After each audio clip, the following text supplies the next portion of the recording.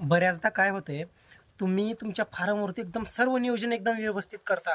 असे लहान लहान बारकावे असो, बऱ्याच गोष्टी जे की मी स्वतःसुद्धा करतो, त्या तुम्ही सर्व गोष्टी करता नियोजन, शरीराला खुराक वगैरे सर्व गोष्टी सर्व म्हणजे पूर्ण आता एका वेळेत चक्र जरी समजलं तरी ठीक आहे.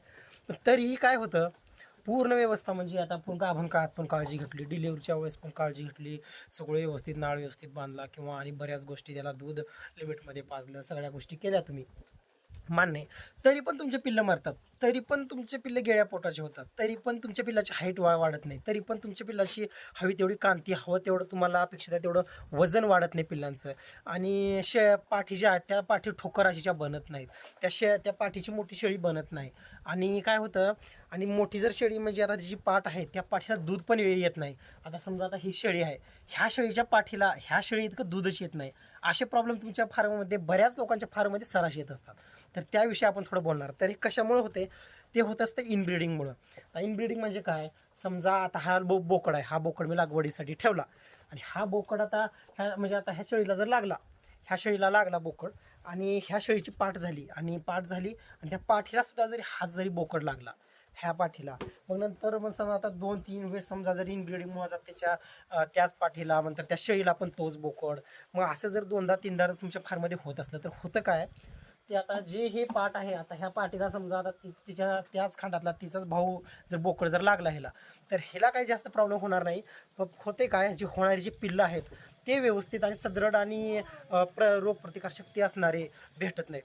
आणि त्या त्या बोकडापासून होणाऱ्या ज्या पाठी जे उत्पन्न होणार आहेत, जे की तुमच्या फार्ममध्ये जे शेळ्या ज्या वाढणार आहेत त्यांना व्यवस्थित दूध फुटत नाही. कारण बऱ्याचदा असं होत असते बघा, तुम्ही बाजारातून एक शेळी आणता, त्या शेळीला खूप जबरदस्त दूध असतंय स्टार्टिंगला, पण होते काय, ज्यावेळेस ती शेळी पाठी देते त्यावेळेस आपण म्हणत असतो की मायला दूध आहे, पण जास्तीच्या लेकीला दूधच नाही, पिल्लांना दूधच पुरत नाही. आणि दुसरं अनेक अडचण म्हणजे काय होतंय की सतत एकच पिल्लू, शेळी मोठी पण होते पण एकच पिल्लू देते, 2-3, काही काही शेळ्या तर 4 वेतापर्यंत एकच पिल्लू देतात. तर अशा प्रॉब्लेम होतात तुमच्या फार्ममध्ये सर्व गोष्टी. मग तुम्हाला वाटते काय शेळीपालन आहे काय, एवढं सगळं करून सुद्धा शेळ्या एकच पिल्लू देतात. आणि ज्या शेळ्या मोठ्या आहेत आणि ज्या शेळ्या म्हणजे दुसरा चांगला जर बोकड लागलेला असतो, त्या शेळ्या 3-3 पिल्ल्या देणाऱ्या शेळ्या त्यांच्या पाठी एकच पिल्लू देतात.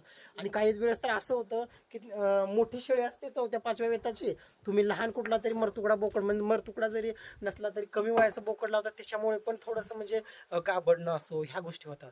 कारण की काय होतं, एकदम इनब्रीडिंगमुळे दुधावरती डायरेक्ट इफेक्ट होत असतो, दूध कमी होतं शेळ्यांचं.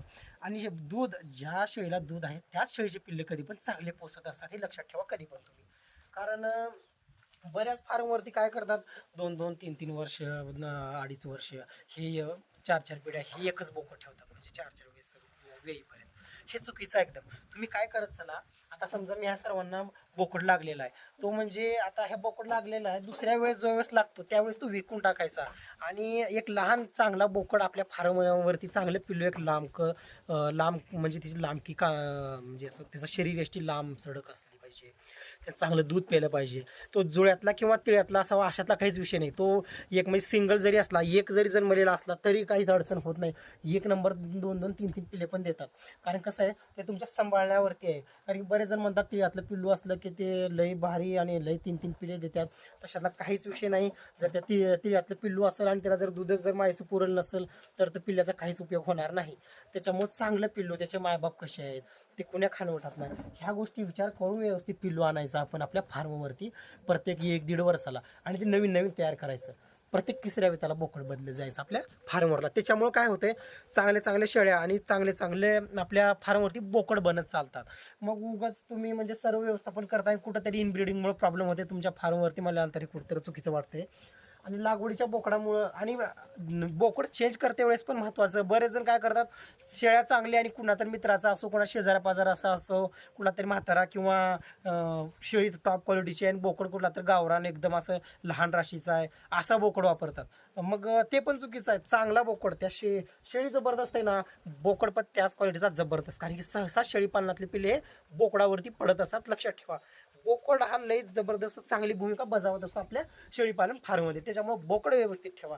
आता बघा, आता सर्व शेळ्यांना मी होंडा बोकड लागवड केलेला आहे, त्याच्यामुळे आता ह्यांचे पिल्ले बघा तुम्हाला कसं कसं एकदम म्हणजे चांगले आणि सदृढ पिल्ले होतात. आणि त्याच आता ह्या पाठी जिथून मी घेतलेल्या होत्या, आता त्या पाठीमध्ये आता बोकड तर मला म्हणजे मला वाटतंय की आता थोडंसं प्रॉब्लेम होईल या पाठींना, एक एकच पिलू देतील आणि ते कसं होईल का आणि तुम्हाला पुढील व्हिडिओमध्ये समजून जाईल. मला हेच म्हणायचं आहे की इनब्रीडिंगमुळे अंतर्रेतन होऊ देऊ नका तुमच्या फार्ममध्ये. बोकड बदलत चला, चांगला खानोटा तयार करत चला, नाहीतर होते काय, ते शेळ्यांची क्वालिटी कमी होत जाते आणि कुठंतरी तुम्हाला शेळीपालनामध्ये अपेक्षित असं उत्पन्न भेटत नाही आणि मग निगेटिव्हिटी. आणि कसं आहे, जर तुम्हाला पालनामधून जर पैसे जर येत असले, जर उत्पन्न भेटत असलं, तर तुम्हाला कुठंतरी नवीन नवीन प्रयोग करण्यासाठी आपल्या शेळीपालनाला वेगळ्या उंचीवर अजून एक स्टेप जास्त चढण्यासाठी म्हणजे थोडंसं तुम्हाला पण प्रेरणा भेटत असते. आणि जर उगाच जर तुमच्या फार्मवरती जर मरतुकडे बोकड झाले, ते पाठ म्हणजे तुम्ही 3-4 महिन्या 5व्या महिन्यात जर गाभण होऊ दिली, तशी व्यवस्थित शेळी पण नाही होऊ दिली, उगाच पिल्ले शिल्ले उगा भरपूर आहेत तुमच्या शेळ्या फार्ममध्ये, काय का बारीक मोठी पिल्ली मग 100 आहेत, पण एकाच्या पण शरीरयष्टी व्यवस्थित नाही, शेळ्या व्यवस्थित नाहीत, एका पण शेळीला दूध नाही, कुठंतरी एवढा थोडासा कास, कुठंतरी कप 1.5 कप दूध, कोळंभर दूध, आणि त्याच्यात 2 पिल्ले, ते पण इतकुशे छोटे छोटे. हे असं तुमच्या फार्ममध्ये होऊ देऊ नका. शेळ्या थोड्याच ठेवा, पण जबरदस्त शेळ्या ठेवा, मला हे म्हणायचं आहे. आणि दुसरी गोष्ट म्हणजे डिलिव्हरीच्या टायमाला तुम्ही फार्मवर अवेलेबल राहणं गरजेचं आहे. कारण आता माझ्या पाठीमागची जी मी एक शेळी विकली होती, त्या शेळीचं काय झालं, मी दिवसभर वाट बघितलो, पण ज्यावेळेस मी घराकडे गेलो त्यावेळेस ती शेळी वेली. आणि आता आपल्याला खाल्ला परिसर फडशीचा आहे, त्याच्यामुळं काय झालं, ते गाराटलं पिल्लू. गाराटल्यामुळं ते, आणि होतं काय, साईडला जर दुसऱ्या शेळ्या असल्या की ते पिल्लाला मारणं म्हणजे तुडवणं, त्याच्यामुळे ते पिल्लू पाय म्हणजे असं समजा ते पायावर पाय दिला तर ते पुन्हा उठत नाही व्यवस्थितशीर, डोळं पांगळं होतात ती पिल्ले. त्याच्यामुळे असं होऊ देऊ नका. तुम्ही डिलिव्हरीच्या टायमाला अवेलेबल असणं, डिलिव्हरीसुद्धा व्यवस्थित करणं गरजेचं आहे शेळीची. नाहीतर उगा शेळीला जास्त त्रास होतो, अशा गोष्टी करू देऊ नका. त्याच्यामुळे शेळी अशक्त होऊ शकते, त्याच्यामुळे दुसऱ्याच काहीतरी डॉक्टरला बोलवून आणि ट्रीटमेंट करावं लागतात. ह्या अशा गोष्टी होऊ देऊ नका फार्मवरती. इनब्रीडिंग पण होऊ देऊ नका. बोकड सतत बदलत चला. आणि सहसा आता ह्या शेळीला नवीन बोकड आणून लावा तुम्ही, बऱ्याच वेळेस लावलं तरी चालते, पण त्या बोकडापासून ज्या पाठी तयार होणार आहेत त्यांना सतत सतत वापरत जाऊ नका तुम्ही तुमच्या फार्मवरला बोकड. तर हेच मला सांगायचं होतं की सर्व गोष्टी व्यवस्थित करताय. कारण की मी सतत म्हणत असतो की शेळीपालनामध्ये बारकाव्याकडे लक्ष द्या.